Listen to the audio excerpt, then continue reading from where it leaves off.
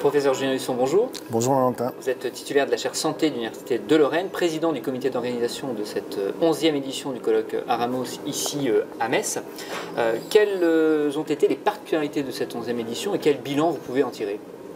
Particularité sur les thématiques, nous avons souhaité nous intéresser à la question de la coopération et en particulier de la coopération transfrontalière compte tenu de notre situation géographique. Puis une particularité sur l'organisation, c'est qu'on a souhaité inviter beaucoup de professionnels pour qu'on puisse dialoguer entre les universitaires du monde du management et les professionnels de la santé. Nous avons eu un peu plus de 400 inscriptions et sur ces 400 inscriptions, je pense qu'il y a plus de 300 professionnels du monde hospitalier. Donc effectivement, des croisements de regards et d'expériences. La thématique centrale cette année, c'était les coopérations. Et donc effectivement, ce croisement de praticiens, de chercheurs sur les coopérations, à la fois en interne des organisations et en externe. Qu'est-ce que vous en retenez principalement?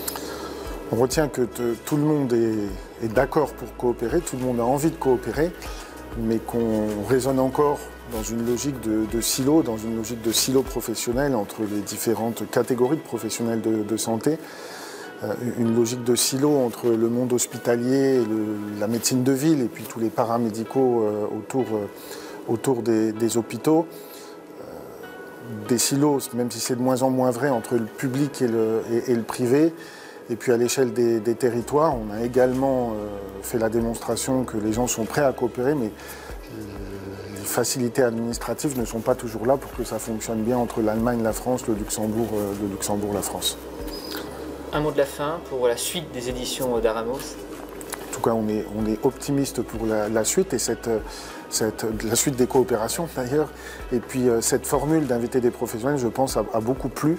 C'est un enrichissement mutuel entre deux mondes et je pense que c'est quelque chose que l'on va pouvoir creuser pour les futures éditions. Merci beaucoup, professeur. Merci Valentin.